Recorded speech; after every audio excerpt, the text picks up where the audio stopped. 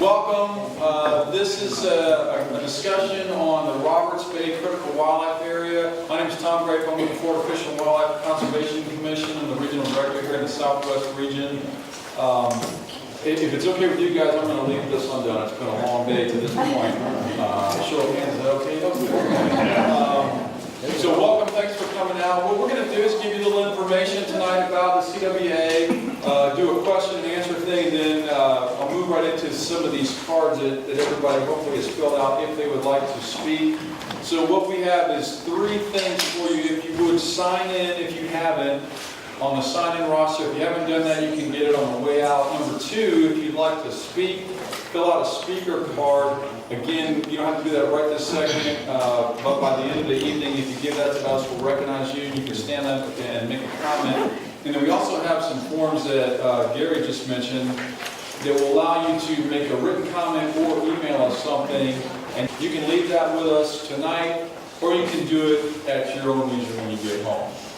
So that's kind of the beginning instructions. Let me take just a second to introduce everybody that we brought from Fish and Wildlife, and also just kind of take a quick second to kind of talk about what we do in the big picture. So we've got Gary with us, Carol, Nancy, Amy, Melissa, Michelle, and Lieutenant Rob Birkin in the back from our Law Enforcement Division.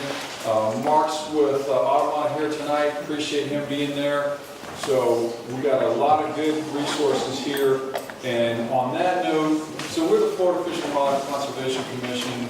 We're a state agency with constitutional authority to work on lots of different things, including hunting, fishing, boating, conservation. We have people looking at everything from bats to bears to everything in between. And we have quite a few of those folks here today, and again, we're going to focus on Roberts Bay. Around the state, we're divided into 5 different regions of about 12 to 15 counties each. Each has a staff, and they work together and cross those lines on many of these different things. We're really fortunate in the Southwest region. We also host and house the Fish and Wildlife Research Institute, which is up in St. Pete. We work closely with federal partners like the U.S. Fish and Wildlife Service and NOAA.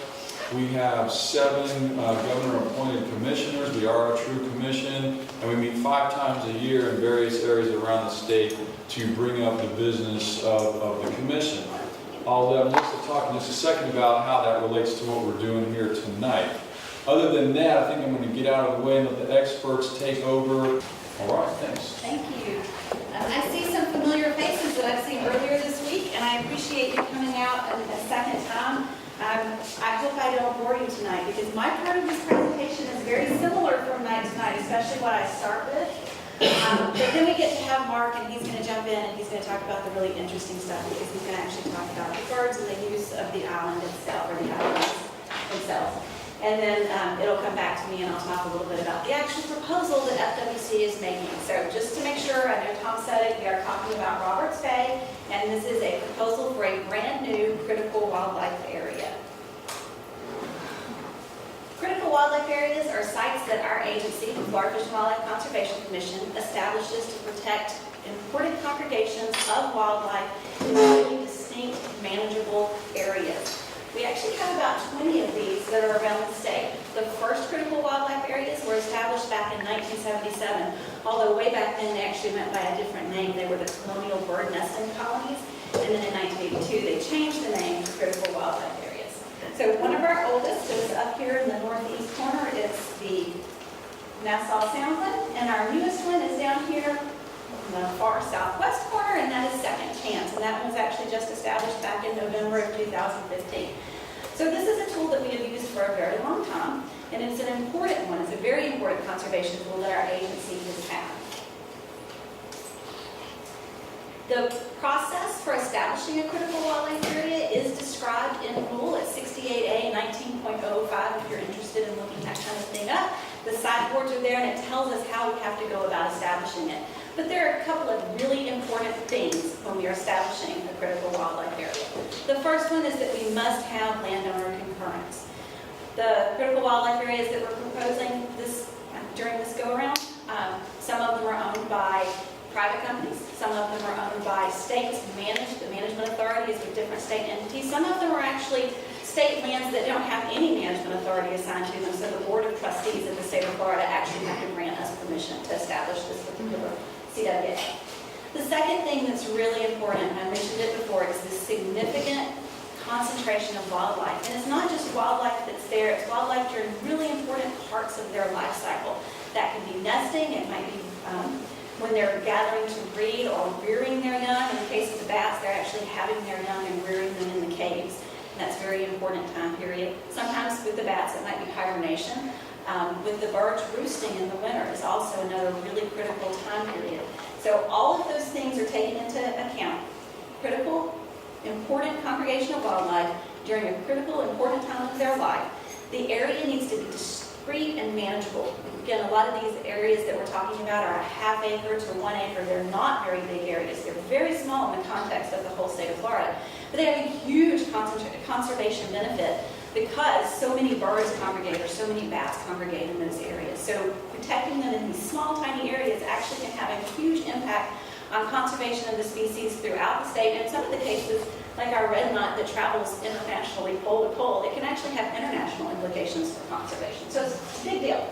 The other thing that's really important about these critical wildlife areas is that they are subject to disturbance. That means that there are humans that are acting in ways that cause the wildlife to not be as successful as they could be. If we have wildlife congregating, concentrating, it was an important part of their life cycle, and there was no disturbance, we wouldn't necessarily need to do a critical wildlife area. So that is a key component of what we're talking about, areas where people are accessing and causing disturbance to the wildlife. Another thing that we want to point out is that the critical wildlife areas have two parts to them. Not all of them, but many of them that we're proposing. The first is that they've got an outside boundary. This boundary is written into the establishment order.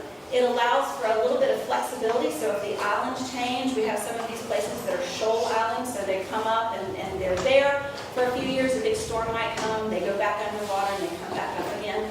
We're allowed to change our postings depending on the use of the islands by the birds and also the different shapes that the islands might actually take. The only parts that are actually closed off, though, are the areas that are marked in red. So we have the posted boundary inside of a larger boundary that goes around the entire critical wildlife area. And that allows us to be very adaptive in how we respond to things. This particular critical wildlife area is actually Bird Island, which originally started as MC2. It's a Martin County island over in the Indian River, and it was established in 2013, I was 14, I'm looking at Carol because she was one of the key people who was involved in helping that get established. And this is a site that was posted just like this. So there are posts with signs on it that limit access. It varies, again, it depends a lot on each individual site, but kind of the topography, how the water is, how the access to that island would be. So you can see that the boundary isn't the same all the way around it. When this one was posted, they actually started doing some work and looking at the productivity, how many young were being born. And they found that there were more young that were born after it was posted and more young that survived and fledged and flew away. So that was a really important thing. And they actually got to take our chairman and a couple of our commissioners out to this island back in last April. And they got to see the benefit of the critical wildlife area that they had established a couple of years previously. And it sort of hit them just how important this particular tool is and how valuable it could be. So we had been establishing critical wildlife areas maybe one in a year, one in another year, doing it very slowly. But the idea was, if it is such a valuable tool, perhaps we can speed up that process and really look around the state, think about all the different places where we could get a lot of conservation done by, again, managing these very discrete, small areas. And so we were challenged to come up to work with partners. We've got DEP folks that are here. We've got county people who proposed many of these places to us. So we have gone out and we have 17 that we are looking at right now. The ones that are in red are brand new. They've never been established in the past. The ones that are in black on this particular sheet are the ones that were existing critical wildlife areas, but for whatever reason, maybe the situation has changed at that particular site. Maybe the birds have moved to a nearby island. Maybe the shape of the island has changed. The existing establishment order just doesn't work anymore to provide enough protection. So tonight we're here at Roberts Bay, and Mark is going to talk about Roberts Bay. And with that, I am actually going to hand it over to Mark, and I'm going to leave you your pointer right there. Thank you, Melissa. And, first of all, I'd like to start off by thanking the agency and the staff for having us here and giving us a chance to talk about the Roberts Bay CWA, the Critical Wildlife Area. And of course, I want to thank Sarasota Audubon for hosting us here at their wonderful nature center. So we'll talk about Roberts Bay and why is it important, why do we need this protection, and why do we need the buffer and the year-round protection that will be afforded with the Critical Wildlife Area. So just to give you an idea of the scale and then kind of put in perspective where Roberts Bay is in relation to the rest of Sarasota Bay, Sarasota County. So here's a nice little map by the Sarasota Bay Estuary Program that shows the Sarasota Bay watershed. And then we have a map here that shows the active nesting colonies from this past year. And so Roberts Bay is right here kind of in the middle of things. But there are only 15, that we recorded 15 active wading bird colonies in this area. So we're talking about 56 miles, approximately 56 miles of Sarasota Bay and a watershed of about 455 square miles. And so it's a huge area, but the birds are concentrated in a very few number of spots. And with respect to Roberts Bay, a majority of the birds are concentrated on this one island.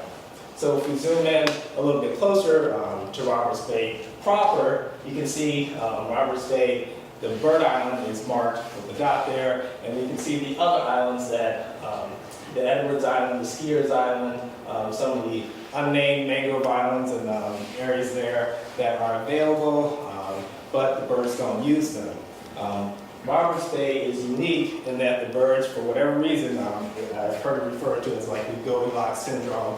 It's just right. So it's a nesting island, it's away from predators, it's a safe place that the birds can raise their chicks. Within flying distance, there's foraging places too, so that they can get enough food to feed themselves, but also 2 or 3 chicks in the nest. And so this is a unique spot, even when you compare it to the rest of the islands and habitat that surrounds Roberts Bay. So Roberts Bay is owned by the state of Florida. Audubon, Florida, our office has a management agreement to manage the islands and have had it for quite some time. So we work with the state and the county and local land managers to make sure that the island is protected. Just quickly, we manage Roberts Bay, but we also manage a number of colonies up and down the coast. So we're based in Tampa. We have our big colony, the Alpine Bank, which Melissa mentioned, in Hillsborough Bay, but we range all the way from Citrus County all the way down to southern Charlotte County, and managing the bird colonies either through outright ownership, management agreement, leases, or just partnerships. So Roberts Bay has a number of birds that nest here, a lot of birds that nest here, from about 12 to, usually in a year, about 12 species. We've documented 15 different species that use the island. I just want to point out some of the birds that are there that have kind of a special status. They're state listed, or they were recently state listed and will be down listed. But those birds are important too because they're recovering, and we want to make sure that the habitat is still there so that they don't need to be listed in the future. So to start, we have American oyster catchers, currently state threatened, brown pelicans. And brown pelicans are actually at Roberts Bay. This is the largest brown pelican colony in Sarasota Bay and Sarasota County. I just want to make one note about the oyster catchers. So we have one pair of oyster catchers at Roberts Bay. It doesn't seem like a lot, but it's the only pair of oyster catchers in all of Sarasota. I was checking with the state today and the shorebird database to make sure that's right. We have Holly, who's with the Audubon too, and she does a lot of shorebird monitoring and checking, so she can maybe fact check me on that. But the way I understand, it's the only oyster catcher nest in the county and all of Sarasota Bay. So it just adds to the importance there of protecting this island. But we also have snowy egrets, tricolored herons, roseate spoonbills. Roseate spoonbills, folks see them a lot now. I'm a relatively recent transplant in Florida, about 10 years, and I see a lot of roseate spoonbills, but that wasn't always the case. Roseate spoonbills returned to Central Florida and Hillsborough Bay, the Alpine Banks, in the mid-70s, and they radiated out to other places. And they actually were first observed at Roberts Bay in 2006. So it's actually a recent phenomenon that we have nesting roseate spoonbills in Sarasota Bay. And then we have little blue herons and reddish egrets. Again, reddish egrets were eliminated from the area of Central Florida for about 100 years, returned to Alpine Banks in 74, 75, and then radiated down to Roberts Bay. And I should mention, this year we were out doing our Roberts Bay. It's not included on this big data set here, but we were out at Roberts Bay and we observed 4 reddish egret nests. So that's up from 1. We quadrupled our reddish egret population out of Roberts Bay, so we're excited about that. But you can see 15 different species, again about 12 species per season that nest out there. And where, you know, it's the most important nesting colony in Sarasota Bay, in Sarasota County. And we spend a lot of time managing, working with folks to make sure that we keep it that way. And so not only this data set kind of shows one lump sum of what's going on, kind of just a snapshot of what goes on out there, but it happens all year long. And so this is just a listing of the different species. We have cormorants, pelicans, great blue herons, great egrets, roseate spoonbills. When they initiate nesting, so for the cormorants and the great blue herons, it's in November. They initiate nesting, they sit on eggs, they raise chicks, and they hatch chicks, raise chicks, and they have dependent young almost the entire year, I should say the entire year, there's nesting out at the island. In addition, Melissa mentioned roosts, and so we have, it's an important nighttime roost. So birds that aren't necessarily nesting at the island come in to the island because it's a safe space for them to spend the night. So you can see just an example of the dependent young that are out at the island. Here, a reddish egret with its young there. And this one's a little bit hard to see, but there are some rosy spoonbills. The brighter pink one is the adult, and the younger ones are kind of in the trees begging for food. So this is a year-round occurrence in Roberts Bay. But there are threats to the birds out of the island, and we try to spend as much time as we can addressing those threats. So fishing line entanglement is a big problem out the island, and we've teamed up with Sarasota Bay Watch, with Sarasota High School. You can see a couple pictures here. We've been doing this annual cleanup of the island since 2009. And so we go out during the October window. You may have noticed that October just has, you know, kind of 1 or 2 species that are nesting. We go out on the island, make sure that there aren't any birds that we're impacting, and try to clean up as much of the fishing line as we can. We don't do this during the kind of major nesting point because we'd be endangering chicks and other birds during that time. And then, of course, we do a lot of outreach. We do a lot of education. We produce a pelican guide, which the commission is printing more of. We produce thousands of those and handed those out. So we're working hard to educate folks. Another issue that we face out there is erosion. Didn't mention it before, but Roberts Bay is a man-made dredge spoil island. And so there's no natural source of taking the sand away and depositing sand back on the island. And so you get a situation like this. This is actually what we call little skiers. So this is 2004, little skiers. It's a little mangrove hatch island. They had some great blues, maybe some cormorants. And then in 2016, it just washed away. And this was just west of the Roberts Bay Island. We saw the same thing happen at Stickney Point, which is just south of Roberts Bay, washed away today. So we can lose these islands.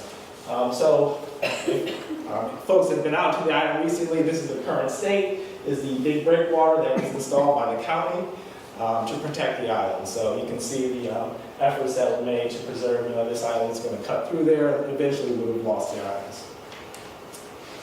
We also do a lot of outreach to make sure that folks are aware that the island, there are birds on the island, and they kind of keep their distance. Of course, we go out and we put little trespassing signs out. When they install the breakwater, they put a little informational sign out there. For the birds in the room, there's a pair of these terns on top of there too. But we try to reach out to the community and let them know that this is an important area and to give the birds a space. The problem currently is that we have to post at the islands. So by the time folks are able to kind of cruise up and see the signs and read what's going on, they could have impacted the birds. And most folks are very well intentioned. They want to protect the birds, but it's just kind of an education issue. But we have lots and lots of things that go on out there. We have tour boats, we have jet skis, we have fishermen, we have leisure boaters. I mean, it's not one individual actor out there. It's just the combination of all these things, all these concurrent disturbances with the birds. And so what does that do to the birds actually? Well, if you're a heron or an egret or a pelican and you're an adult and someone approaches too closely, you fly off. You know, you're not going to fight someone who's much bigger than you. And what it does, it exposes the chicks to the Florida sun. So most times think about birds protecting, sitting on their eggs to keep them warm. In Florida, it's the opposite. They're usually trying to keep them cool. Once those birds are exposed, they quickly die in the heat. Or they're exposed to fish crows, which are a major predator, and they're very smart and can cue in on those disturbances. Another kind of interesting, I guess, phenomenon that we saw out there, specifically with Roberts Bay, is that when the breakwater was installed, it effectively put a barrier on one side of the island. So a barrier to approach by recreational boaters. And we saw that we had lots and lots of birds using the entire face of the mangroves all the way down from the top to the water's edge. And you can see, you know, in these pictures, we have lots of pictures like that. But on the other side, this is the non-breakwater side, obviously, you can see it's completely void of any birds nesting on the face of the island. So the birds have been pushed to one side of the island, and we think that the island should be available to all the birds to nest in all the places they need to. So that was basically the end of my presentation. Sorry, I was blocking over here. So that's one of the other reasons that we are asking for the buffer, and for all these reasons, the importance that it plays in the area for these birds, the year-round nesting is why we're asking for the critical wildlife area status. Thank you. And if it works, I think it's still good to hold the questions if we can till the very end, because I have a few more slides, not many, to go through, but that way we can be a little bit more organized and our note takers can keep up. All right, so Mark mentioned the informational approaches, and I do want to stress that really when we think about disturbance and issues with wildlife, information and getting out the educational parts of this are really important, and it's critical. It's the first thing that we go to, is trying to make sure that people are aware, because as he said, a lot of times people might be causing disturbance and not even know that that's what's happening. They don't necessarily recognize disturbance when they see it, because all the birds react a little bit differently. Signs, brochures, social media, all those things are avenues that we use to try to get out information so that the public understands the impact of certain actions on wildlife. But sometimes, even with all of the educational efforts that we might put into something, or that Audubon does, the county does, it's still not necessarily enough. And in those cases, we might actually need to take a regulatory approach, which is what the critical wildlife area allows us to do. I wouldn't say that critical wildlife areas are just regulatory, though. I think for a lot of people, the fact that we've named something, we've said, this is important, it's important enough that we're going to call it a critical wildlife area, actually raises the importance in people's mind. And so just by saying it is an important area that is designated, they know that it's important, and then we get better compliance, even if our signs are still educational. But again, it is a regulatory tool if it needs to be, and so we are able to enforce that closed area. Typically, our law enforcement officers, when we first develop an area, they take a really slow, discretionary approach. It's very educational. If somebody's inside that posted boundary and they go out, they're going to talk to them. They're going to educate them. They're going to explain to them about their actions and why that might be a problem for the birds or the other wildlife that are present. They can issue a written warning or citation, but it's also important to know that not just FWC can do that. Any law enforcement officer that's out and sees a violation can issue one relative to critical wildlife areas. So sheriff's offices or local police departments that might have a water presence can go out and do that as well. Mark talked a lot about the disturbance and the types of things that are going on out of the islands that are causing disturbance. And so we have information. I said at the beginning, critical wildlife areas are only established in areas with disturbance. And he's also documented the disturbances occurring there. We also have a whole body of research, literature, peer-reviewed literature that says what the effects of disturbance are on birds. It provides guidance on buffer distances and appropriate buffer distances for all different types of species. And it also tells us the impacts, the long-term impacts to some of that wildlife. And so we know that we have disturbance that occurs, and if we can control some of that, then there's a better chance of survival for the young, and they fledge, they fly away. Or for the wintering birds, the roosting birds, they do what they have to do over the winter, they gain the weight so that they can take off and go where they need to go for breeding in their breeding season. And birds do have different responses. Not everything responds the same, and so some people don't necessarily recognize disturbance when they see it. Some of these larger birds don't necessarily fly away. They might stand up over their nests, or if they do fly away, they dislodge the chicks and they fall out. Some of the shore birds, a lot of people think disturbance is when the birds fly up and they're gone. That's not always the case. The oyster catcher that Mark was talking about, he has a tendency to just sort of casually walk away from his nest. But the fact that he's not there, somebody might not know that the nest is even there. They're so cryptic and really hard for people to see. So they might not know that disturbance has occurred. But because we know that we have wildlife, an important congregation of wildlife at this site, we know that disturbance is occurring, and we know that we've tried educational approaches that have not necessarily been as successful as we would like, we are proposing that this is a newly established critical wildlife area. And the proposal is this yellow boundary, which is unposted, again, would allow for any changes that might occur in the shape or the size of the islands. And the posted boundary would be around a little bit closer to the islands than that outside boundary. I do want to say these maps are kind of our best effort to represent this to you. It says here 100 feet. That is the goal. We would like to be 100 feet from the breakwater and 100 feet from the islands. We do need to make sure that we are compliant. This is a channel. We can't put posts inside of a channel, so we'll need to make sure that we're not out in that channel with those posts. So this, like the one, the Burr Island that I showed you earlier in Martin County, this may be a little bit of a variable buffer here, depending on how far we can move it out. But it wouldn't be, max would be 100 feet, but it might be a little closer in a few other areas. And as Mark mentioned, we are proposing a year-round closure. He showed you that nice graphic that shows that we have bird use out there all year round. Nesting starts as early as November, and then we have the roosting birds that are there throughout the winter as well. So one more time, just to go over it without the picture there, and we'll go back to the picture when we start taking questions. We are looking for a 100-foot buffer around all of the islands, although we do recognize that around that breakwater we might have to have a little bit of variation so that we're outside of that navigational channel. And that we are proposing a year-round closure to protect the nesting and the winter roosting species. So our next steps. We are here tonight for public input. That is the sole purpose of this meeting, is to hear from you and what you think about the proposal and whether or not you think there are things that we need to change. We want to hear all of that.